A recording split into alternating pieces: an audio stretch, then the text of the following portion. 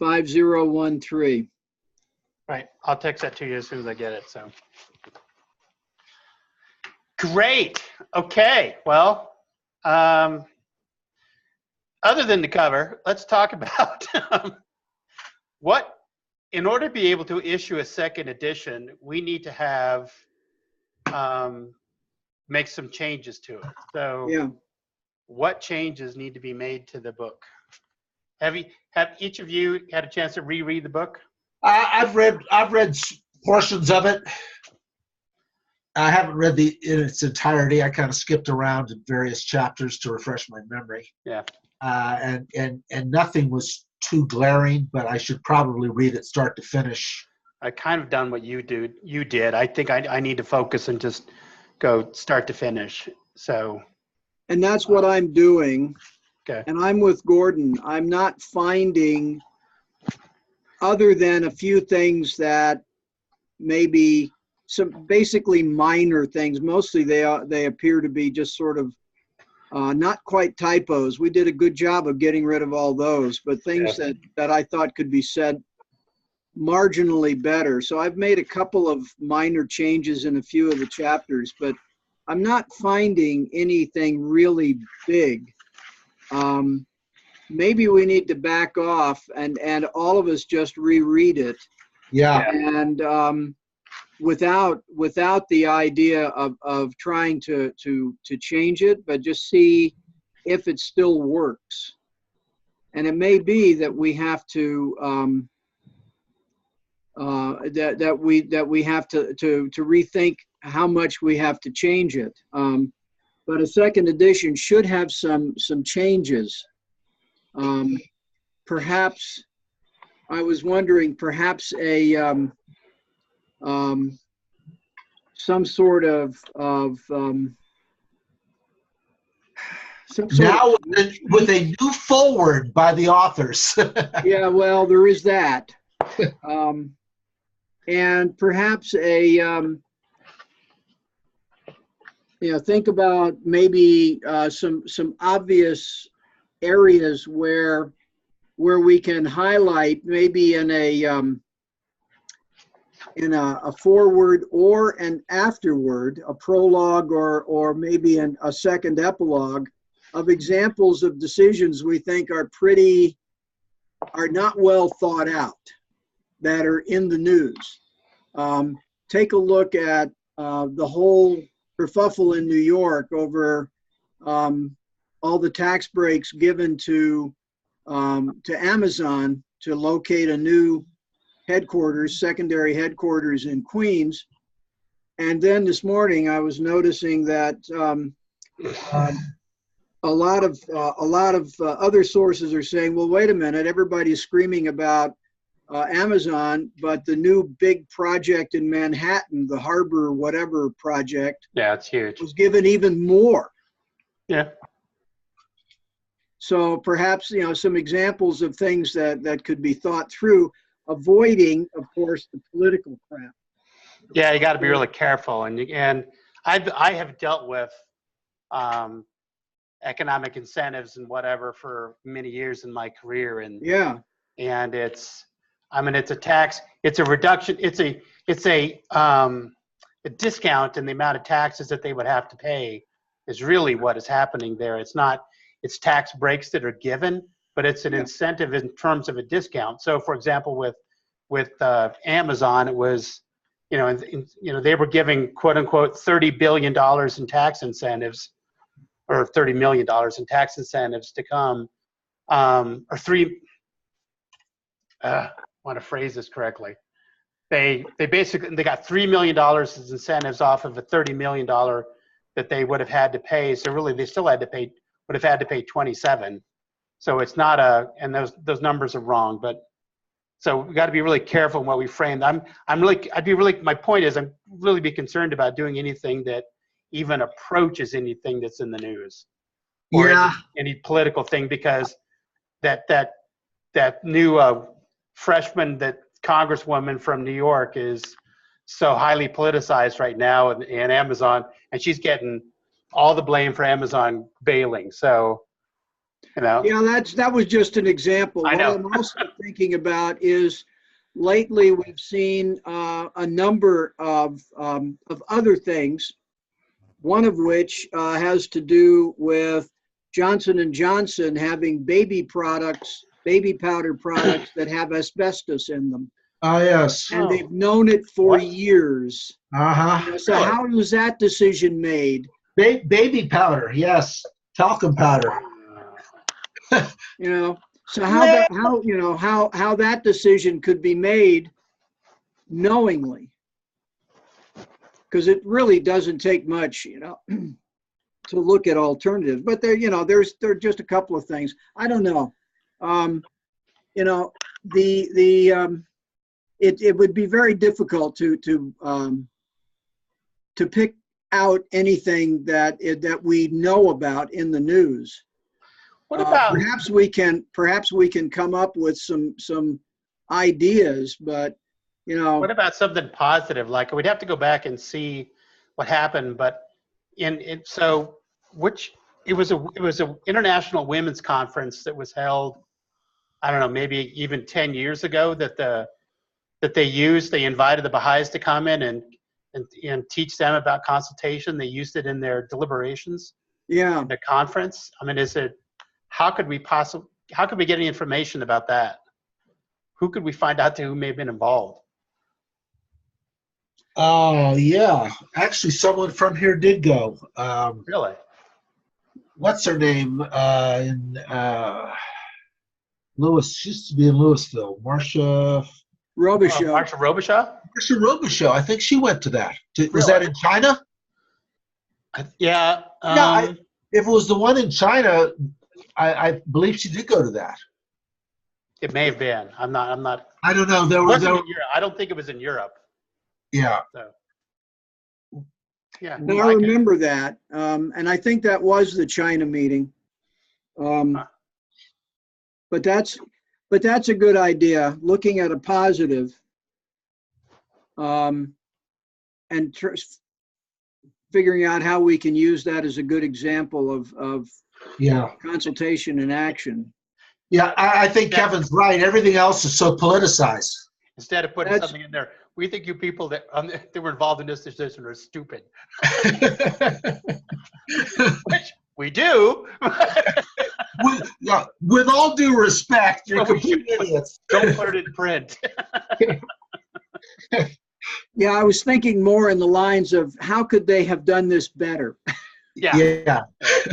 But there are some examples that might be usable. There are some reports in the Harvard Business Review of decisions that have been made that companies are very happy with, and there's a couple of other things. I've been on the Kepner Trigo site because they're the only people I could find that would actually say what their workshops and seminars cost. That they were those decision-making people. Yeah. They were in your list. Yeah, they were on my list, and I went on and did some investigation to see what they charge for their services.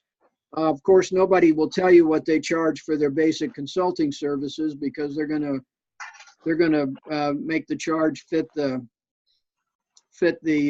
situation. But they have some examples of companies that have made decisions. And it might be useful to take a look at some of those examples, and perhaps use that as a starting point for looking for something else. I don't know. Just a thought. Yeah. But I've seen a number of those, and there are several Harvard Business Review articles that I've run across about decision making and how things are done. All of it's so standard. I mean, it's just so old world. Every bit of it. Everybody that talks about making better decisions isn't really talking about the real internal issues that we deal with in the book, like ego, like actually, they the follow-on, everybody supporting it, because, we've all seen how easy it is for, one person to totally sabotage a decision and then say, oh, well, see, it was obviously wrong. Yeah. Yeah. I know. I keep thinking of talking about one person. I built several Big O tire stores several years ago, and I was the one that went out and did all the site selection and found all these locations and put the package together and presented it to the executive team. And they were all good ones that have been approved by several people. And there was one guy on the committee, the executive committee, that was totally in bed with all the franchisees that would whine and cry that it was going to hurt their business. And so he submarined every single one of them. Yeah. And it's like, and they were under a tremendous amount of pressure to grow the number of stores, and he killed everything. It's like, how is he surviving? So now the company suffers. So. Well, yeah, you wonder why somebody doesn't look at him and say, get on board or get off the board. Yeah, exactly. Okay, so yeah, maybe we can, I don't know, what other thought or thoughts do we have on examples of good and examples of I never really took a close look at that Society of Decision Professionals. I think you saw a link to that, Mike. I think I might have just glanced at it, the front page or something. What was your impression of them? I mean, are they a bunch of statistical modeling geeks? Bring out a lot of it. Decision trees. Yep. That's kind of it's a very old world. Yeah. There's also the Decision Analysis Society. Sure. And so there's several of these things. And decision analysis is again, it's all about statistical stuff and decision trees it's very cumbersome. It involves selling a lot of software, expensive software that's supposed to help you make decisions. And, there's a lot of this that really tries to take the elements out of it that make consultation worthwhile, which is getting people to really talk about the issues rationally. And you can't get emotion out. In fact, I sent 2 more blog posts to you, and I'm working on another one now that's based on the value of emotion in decision making. Uh-huh. Decision analysis is based on taking emotion out, but all psychological research about decisions says that we need to use emotion because it's our value system. And making decisions without values is not effective. And I can't help but think that the other competitors being listed. Oh, I was just saying I can't help but think that the other competitors in the decision-making world or the consultants probably also try to take the human element out to some degree or another, and just expect people to behave in some predictable way, and don't even probably discuss things like ego or personal agendas or whatever. So yeah, pretty much. They may throw out a warning about getting too involved in ego, but they really don't do anything like that. But taking all of the value and moral judgment out of decision making leads to something that I ran into years ago, which is that any mathematician can solve the world population problem by lining everyone up and shooting every third person. Right? Sure. No moral issues there. Captain Malthus, is the firing squad ready? Yeah, exactly. But it's really kind of interesting. But I'm actually working on that next depends on who gets to choose who the third person is. Exactly. Yeah. I can make a list. That's right. In what? The Mikado. I have a little list. They never will be missed. So these days we call them non-essential personnel. Yeah. yeah, let's not go there. I've got a long list of those, starting with 535 on Capitol Hill. Yeah. And that's only the federal level. Yeah. Okay.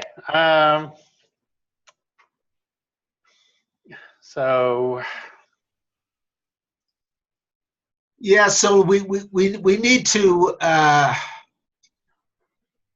Are Rich Chamberlain's feelings going to be hurt if we just say, yeah, we No. don't like it? Or okay, not at all. okay. Not at all. Can he turn the painting into something else with an abstract? I don't know. Yeah. So, you know, he just did the painting. He said, he told me, because I saw him, and he said, you know, I was just trying to think about it, and for me, it's just like to visualize it. I decided Sure. to do painting. It was like, well, so he's got a little studio. That's what he does. He's retired. He's, Right. you know, and so he threw that together. It was like, okay. And then so I don't think it took him very long. And so, would his feelings get hurt if we say it's crap? No, I don't think so.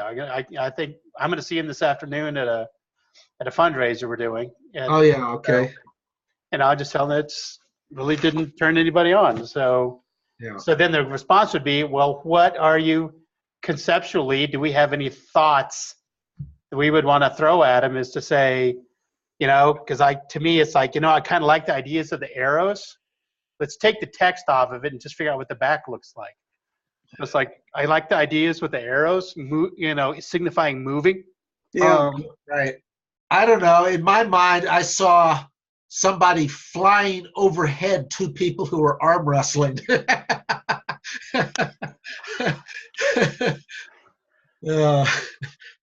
But I don't know how to convey that. Because that's really what compromise is a kind of an elaborate arm wrestle. Huh. Where somebody says, okay, we'll just quit right now. 1, 2, 3. Yeah. Yeah, sort of what came to my mind when you were saying that. On one side, we have arm wrestling, and on the other side, we have people shaking hands. Yes, shaking hands. Lauren thought about two people shaking hands. Say that Yeah. again. I Two was thinking, people yeah. shaking hands. No, Yeah. Mike.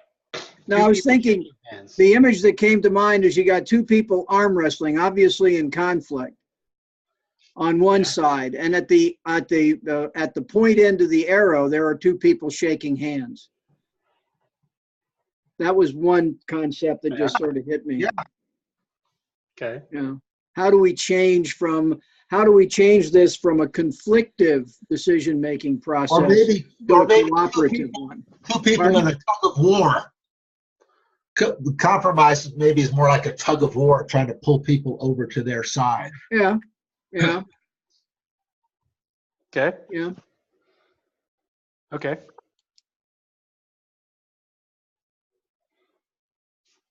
All right. Okay. Let me think about that. Yeah, just a thought.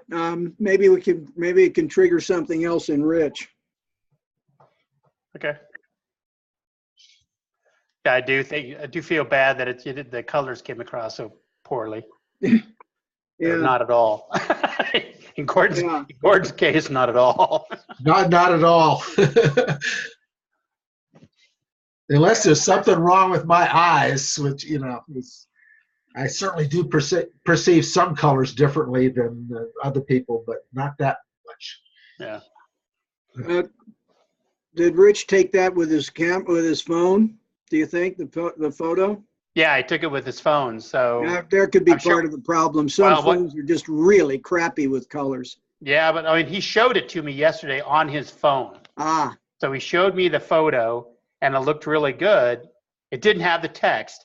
So what he did is he sent the photo to his computer, obviously, and then he he put the text on there, Yeah. and somehow he was able to get the text into the colors that he wanted, and maybe just through all that process, it just dramatically changed the colors. Yeah. And so, you know, that's, I mean, I have You can't see no it. idea. You I can- thought, brown and green. I think I saw a book like this in the bargain bin. Someone threw up on it. Okay. No, I was thinking more of a baby diaper. Yeah. So your colors are right out of the 1970s appliance colors. Baby shit green. Hey, this will go good with a shag rug. Avocado. Oh, ours is avocado. Avocado. You know, avocado's coming back as an appliance color now. Yeah, I read that. Yeah, I was like, Great. oh, it was awful. It was so Yeah. bad. Oh, well. Okay, I'll get with Rich on that. We need to read the book. Seriously, we need to sit down and read the book with pens, red pen, and just notate Oh, it. hey, did Amy send you a detailed invoice of what the 18 hours consisted of? I mean, I take her at her word, but I was just wondering what she was working on this past time period. No, I will ask her for it because Yeah. that would be 'Cause- helpful. Because I thought the first time around she kind of She did. detailed it. Yeah. You know, and I realized some of her line items in her original proposal were kind of ongoing, 2 hours a month or whatever. So I assume it's some of that. But I know there were some things, for example, that she was working on. Was she working on something for you, Kevin, for your Facebook page or We spent a half or an the hour. website? We spent half an hour with me on my LinkedIn and on Facebook stuff to help me kind of get it looking better. Okay. So that's all we did there. All right. So what was the other 17 and a half hours? Yeah, I just sent her an email for the detail. So, Okay. okay. Yeah, the other thing we talked about last time, I think, was at least thinking about putting together some training materials. Yeah. And I know, you both brought up, well, we kind of have a start on that with the PowerPoint. But I think, Kevin, you mentioned that you had been collecting various materials from things that you've had to take or you've participated Well, I've in. got yeah, Corporate training materials, just to give us an idea of what those things look like these days. yeah, I've got like the one that I did for at Coal Fire, the Yeah. big training that we did. I've got all those, all that information, and all the handouts, and all the stuff there for us to refer to somewhere. Something that goes in a physical binder of some Yep. sort Yep. as a takeaway. Yep. I think that was the And term. I also think I actually have I think I actually have electronic versions of some of the stuff. Well, that would be good. Yeah, let me, I know I do. Yeah, I mean, we have to at least think about these things, even if we don't set anything down on paper or computer, or however we do it. Yep. That's what we're going to print it out, I imagine. Yep. Okay. I will, I'll dig that up. I wonder, and here's kind of a random thought, since we were, and my thoughts are very random this this time of year. The book cover, maybe that whole arrow geometric design could still be used in some type of a logo. Because that was another thing that we talked about, was getting some type of a logo for, I don't know what it was, KMG, or maybe it was Council Publishing, in which case forget the arrow. Yeah. But I do like the use of geometric shapes to evoke some type of a feeling. So I did at least like that. So, but yeah, a logo was something that I thought about without any particular success. I think I looked at some public domain images of ionic columns, Yeah. which also came to mind when I thought of taking counsel together in some type of I don't know, Greek architectured structure. So something could be done with that. But yeah, because that was one of the things that Amy brought up last time, was the whole branding. And I think if you're going to brand yourself in one place on Right. You need to continue. Facebook or wherever, you have to be consistent in the brand. Right. You know, whether it's the color or a little swoosh or a, Yeah. AT&T's Death Star symbol. Yeah. Yeah, so, I'm seeing several things that might benefit from their own logos. One is if we want to really go into consulting as KMG, Yeah. we probably want one thing. Yes. And if we're looking at branding, managing or moving beyond compromise, we probably want something related to that, because it will be the basis for any of the consulting that we're thinking about doing at the moment. Right. Yeah, it would be two separate brands. Totally separate. Yeah. That's just sort of initial thoughts. I looked at a bunch of logos and nothing really jumped off the page at me as being as generating ideas. So. Yep. Okay. And actually, logos are a big business. They are. I just cracked me up when I used to, years ago, after we got acquired by EDS was going through a rebranding, and they had their block letters, and they spent $15 million to tilt them forward slightly. Yeah. We went from here to that. $15 million. They paid somebody to do that. Yeah. Well, somebody saw them coming. How do we get that kind of business? I mean, if we're doing KMG consulting, we can consult on that. You need to tilt your logo. Here's an invoice for $15 million. Yeah. That's awesome. Yeah, I remember another story that I heard maybe 30 years ago about a logo for a product in the pharmaceutical industry. Yeah. That ended up being somebody basically made a set of hexagons based on benzene rings. Yeah. Set of hexagons in a particular order, and they were paid over $1 million for that. And that was 30 plus years ago. Wow. And I thought, somebody doodled this and then said, oh, this is worth $1 million. I just Julie keeps talking about, you read all these news stories and whatever with studies. A study said, well, who does those studies? A new study just released to us. So who does those studies? Yeah. Yeah. Well, yeah. I've seen that too. And I thought, yeah, right. Okay. And do I believe it? Right. I also see a bunch of statistical analysis telling us exactly what's going to happen in the next election based on 985 interviews. Uh-huh.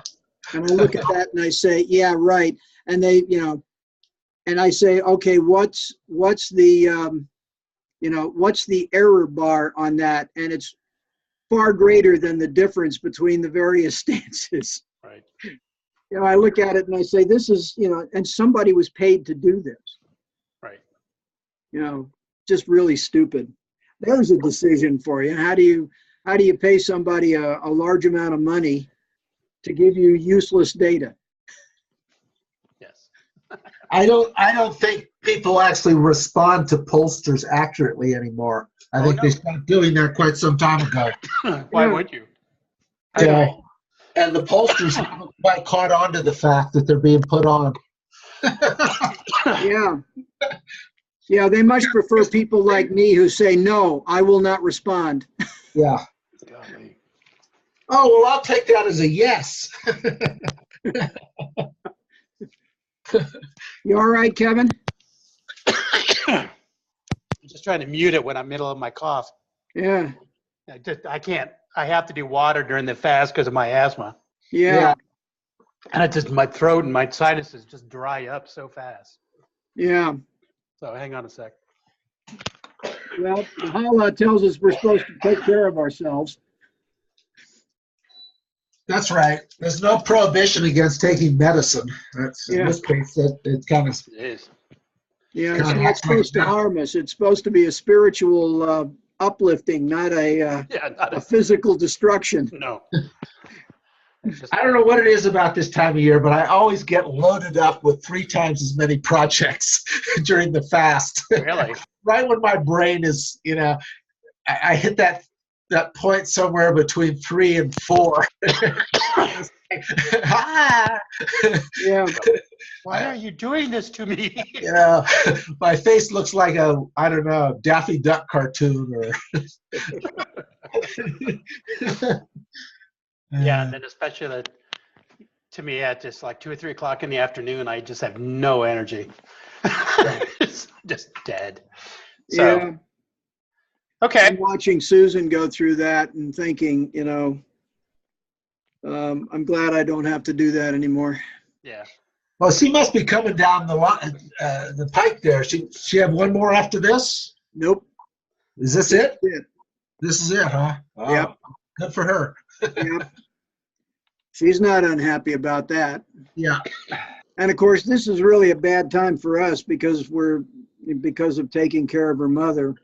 And then we're having more and more problems with my father on the East Coast. So Yeah. It's being a tough time. But on the good note, Charisse arrives on the 28th Cool. for her book launch. Awesome. So what does that mean when she does a book launch? What does that mean? Well, that means that her book is actually going to be released on April 2nd. And we're scheduling book signings and other things. We have one here in Loveland on the 5th at the Barnes & Noble Awesome. here.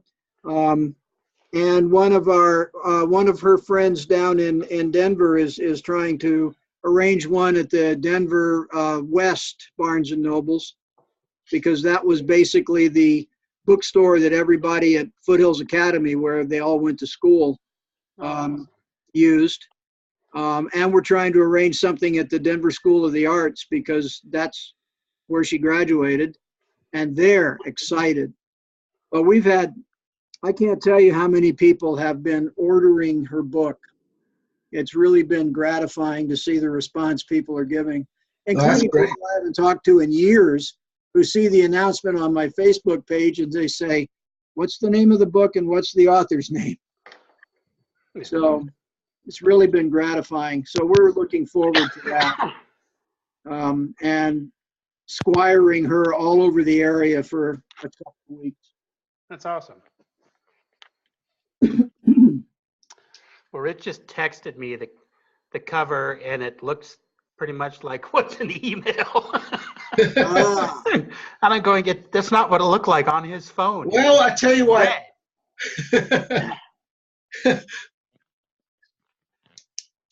That's weird. Yeah. I'm not going to text this to you. Okay. Well, if it doesn't look any different, no. You already have it.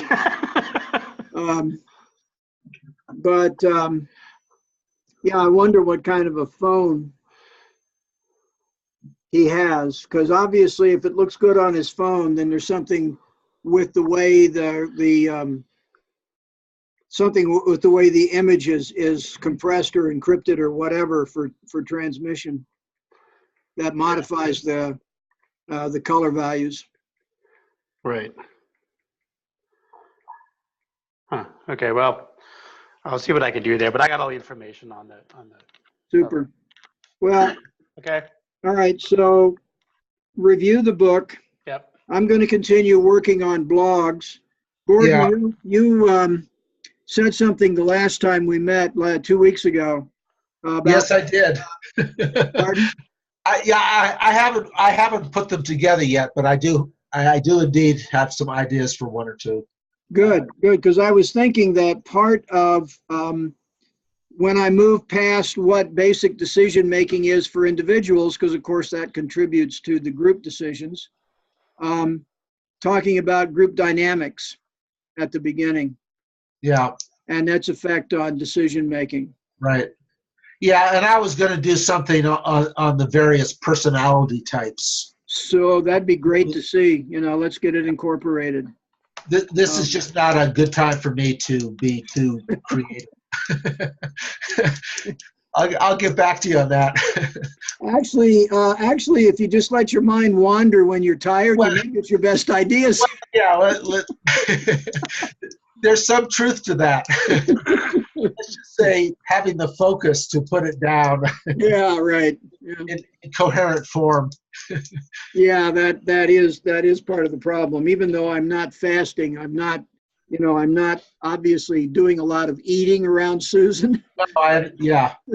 So my thinking isn't necessarily 100% these days either. No. Right. Okay. All right. Anything else we need to do today? I don't think so. I'll send you a check for Amy. Forward it to you. So as soon as I get the responses from Amy, on the hour detail, I'll forward it to you. Okay, good. One thing we were talking about, workshops and prices and stuff.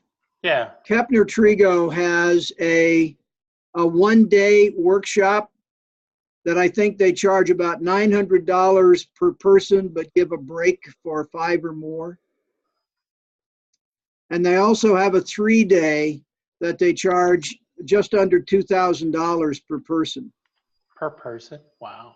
Yeah. That's pretty good. Obviously, they're aimed at big clients. Yeah. You're not gonna do a local business. Years ago, a friend of mine and I put together a workshop on marketing for small businesses, and we only charged a couple of $100 for a 2-day session because none of the small businesses would have done it otherwise. So Right. we have to be looking at who our audience is. Right. Okay. So that's just what I've been able to discover. It gives me a starting point to think about it.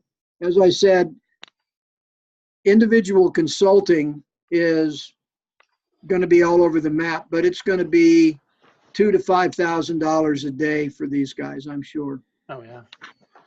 The other thing that I did is I had a lunch with a friend a week and a half ago before the fast started, and I met with him about something else, and at the end of the conversation, we got to talking about books. Okay, Mike. And so I'm going to get him a copy of the book, and he said, "Well, get it to me, and I'll write you. If I like it, I'll write you a review." Excellent. So I just need to get it to him. So I don't see him that often. He lives on the south side of Denver, so I got to figure how to get it to him. Mm-hmm. I'd rather give it to him rather than mail it to him. Yeah. I can So, understand that. but I should be able to get that done this week. So at least we can get that. So okay. All right. So we on in 2 weeks, and that'll be with Amy. Yeah. Okay. So the 24th? Yeah. That's good because Sharice comes in on the 28th, and I suspect we will be busy Yeah, you will. with her. Oh, yeah. Okay. So I'll go ahead and schedule 10 o'clock work again. Yep. Okay. That should be okay. Yeah. Yeah, I was going around this morning. You know, most of our clocks in this house are either atomic clocks or computers Yeah. and phones. But I was Yeah. going around this morning grumbling about having to change the other clocks. And this led me to looking at a couple of things. There are like 21 states that are trying to figure out how to opt out of either year-round daylight savings or opt out of it totally. Yeah. And the interesting thing is that you can, the federal law that set it up, you can opt out, which is what Hawaii and Arizona did. And most of Indiana. Yeah, but you can't opt in to year-round daylight savings time according to that law. Well, I don't understand why, like last week was perfect. Keep it like it was last week. Yeah. Yeah. I don't understand who the lobby is wanting to change it. I mean, who to keep. I'm sorry. I don't understand the logic of who wants to keep it. Yeah. Nobody does. And why keep moving it? Why did it have to keep moving? Right. You know? Because in typical political fashion, there was a perceived crisis and they had to look like they were doing something about it. I see. Yes. Decision-making, consultation would have been useful. Yeah. But New Hampshire is actually talking about wanting to be moved to Atlantic time zone, which would put them effectively at daylight savings time year-round. Yeah. Okay, so that's like Nova Scotia, isn't it? Yeah. Yeah. Yeah. Yeah. And The only problem they is, got Maine in the way. yeah, they've got all the surrounding states that they have, economic relationships with that would have to move too. It seems to me we're at the beginning of perhaps a way to get rid of this stupidity. Yeah. I just don't understand the logic of who wants to be on daylight savings. There is no logic. There's no logic. I mean, if someone who introduces a bill to do away with daylight savings, who is going to be arguing against it, and what's their argument? Yeah. Yeah, and it should take about Give 5 people minutes. more time to go shopping. That was the one that was used. And in fact, that worked. That worked in World War I. Yeah. When all the stores closed at dark. Yeah. And that's exactly what happened. It started as an experiment during World War I. And that was the only thing that anyone could point to that was a benefit, was that people would then stop on their way home from work and shop. Yeah. And that's been extended now to saying that people shop. Well, that's bunk. They go out after dark all the time. Yeah. So who cares? I mean, it doesn't. Alaska said it's dark up here all the time. Yeah. Right. Yeah. Shifting it from dark from 10 to 2 to dark from 11 to 3 doesn't work. No. Light. Okay. Anyway. All right, guys. All right. Get the book read. Yeah. Yeah. Okay, so I'll go ahead and schedule a meeting for 10 o'clock on the 24th. Okay. And well, let me check my calendar first and see if that works for me. 20, yep, that works for me. Okay. I'll do that and send out an email with the link. All right. All right, guys. See ya. Have a good Enjoy week. the movie, Kevin. Thanks. It's going to be fun. Uh-huh. You coming? You should come. I don't What are know. you going to see? Well, this is a reschedule of at Chamberlain's house, a fundraiser for National, and we're going to watch Galaxy Quest at 5 o'clock, and then we'll do Break the Fast afterwards. Yeah. Yeah, that sounds like fun. It sounds fun, but that could be my nap time. Got a nap before. All right, we'll see. All right, see you guys. Okay, Bye. Bye. we'll see you guys. See ya.